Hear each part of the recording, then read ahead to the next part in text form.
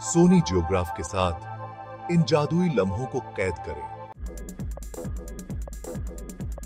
China की economy का बढ़ना उसके जबरदस्त बिजली प्रोडक्शन की वजह से है। कोयले से चलने वाले प्लांट्स से लेकर रिन्यूएबल एनर्जी प्रोजेक्ट्स तक उनका इलेक्ट्रिकल ग्रिड बहुत बड़ा और कॉम्प्लेक्स है। ये नेटवर्क बस्लिंग फैक्ट्रीज से लेकर दूर दराज के गांवों तक सबको पावर देता है।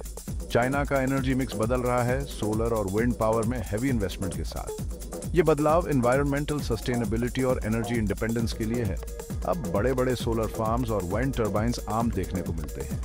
पूरे देश में बिजली पहुंचाना लॉजिस्टिकल चैलेंजेस पैदा करता है। सरकार ग्रिड को एक्सपैंड और अपग्रेड करने में जोर शोर से इन्वेस्ट कर रही है। हजारों इंजीनियर्स 24 घंटे ग्रिड को मेंटेन करने में लगे रहते हैं।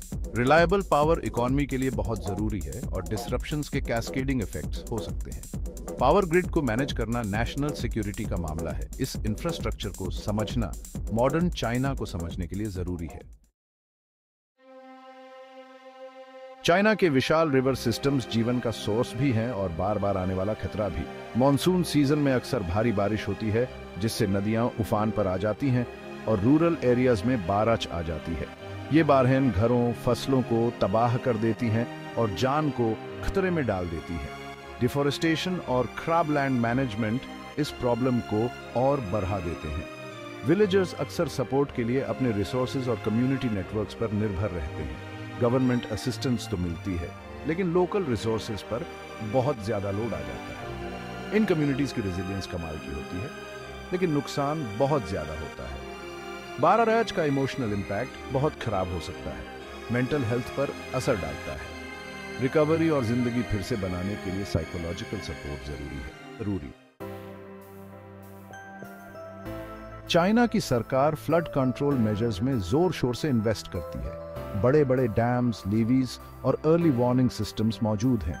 ये एफर्ट्स जान बचाते हैं और इकोनॉमिक इम्पैक्ट को कम करते हैं। बाढ़ के दौरान सरकार इमरजेंसी रिलीफ के लिए रिसोर्सेज जुटाती है। पीपल्स लिबरेशन आर्मी अक्सर रेस्क्यू ऑपरेशंस में मदद करती है। एफर्ट्स के बावजूद रिस्पॉन्स को कभी कभी स्लो या इनएडिक्वेट कहा जाता है। लॉन्ग टर्म सॉल्यूशंस में इकोलॉजिकल रेस्टोरेशन और सस्टेनेबल लैंड मैनेजमेंट शामिल है। रेजिलियंस के लिए डेवलपमेंट में फ्लड रिस्क को इंक्लूड करना जरूरी है। Communist party of China CPC के पास गवर्नमेंट और सोसाइटी की अल्टीमेट अथॉरिटी है। सीपीसी का इन्फ्लुएंस हर लेवल के गवर्नमेंट में है। पब्लिक कंप्लायंस, कंसेंट और कभी-कभी डिसेंट का मिक्स है। सीपीसी इकोनॉमिक डेवलपमेंट और सोशल प्रोग्राम्स के जरिए सपोर्ट बनाए रखती है। मैंडेट ऑफ हेवन कंसेप्ट अब भी गूंजता है, सेक्युलर फॉर्म में ही सही। सीपीसी की लेजिटिमेसी इकोनॉमिक प्रॉस्पेरिटी और स्टेबिलिटी देने पर टिकी है। सर्वेलेंस और सोशल कंट्रोल पब्लिक कंप्लायंस को इन्फोर्स करते हैं। यह सिस्टम स्टेबिलिटी इंश्योर करता है लेकिन फ्रीडम ऑफ एक्सप्रेशन को लिमिट करता है। ग्लोबल पावर के रूप में चाइना का राइज नए चैलेंजेस और रिस्पॉन्सिबिलिटीज लाता है। देश स्क्रूटिनी फेस करता है, खासतौर पर यूनाइटेड स्टेट्स से। चाइना का रिस्पॉन्स असर्टिवनेस और कॉशन का मिक्स है। असर्टिवनेस टेरिटोरियल क्लेम्स और मिलिट्री प्रेजेंस में दिखती है। चाइना वर्ल्ड स्टेज पर बड़ा रोल प्ले करना चाहता है। स्टेबल इंटरनेशनल रिलेशंस मेंटेन करने के लिए कॉशन बरती जाती है। डिप्लोमेटिक एंगेजमेंट और मिलिट्री पोस्चरिंग को बैलेंस किया जाता है। हिस्टोरिकल एक्सपीरियंसेस चाइना के फॉरेन पॉलिसी डिसीजंस को शेप करते हैं।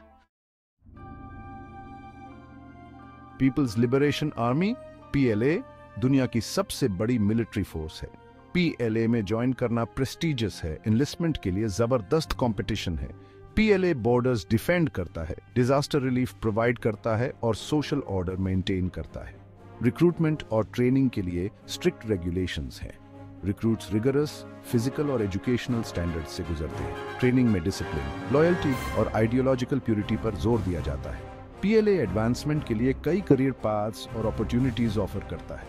पीएलए में सर्व करना सोशल मोबिलिटी और नेशनल कंट्रीब्यूशन का रास्ता है। चाइना का हिस्ट्री उसके प्रेजेंट और फ्यूचर को शेप करता है। 20th सेंचुरी में कम्युनिस्ट पार्टी का राइज ट्रांसफॉर्मेटिव था। 1949 में सीपीसी की विक्ट्री ने रेडिकल चेंजेस के एक नए एरा की शुरुआत की। चाइना के रैपिड इकोनॉमिक ग्रोथ ने लाखों लोगों को गरीबी से बाहर निकाला है। इस ग्रोथ ने सोशल फैब्रिक को रीशेप किया है और चाइना की ग्लोबल स्टैंडिंग को ऊंचा किया है। चैलेंजेस में एनवायरमेंटल डिग्रेडेशन, सोशल इनइक्वालिटी और पॉलिटिकल टेंशंस शामिल हैं। ग्लोबल पावर के रूप में चाइना का कंटिन्यूड राइज इनएविटेबल लगता है। दुनिया चाइना को एंटिसिपेशन और एप्रीहेंशन के साथ देखती है।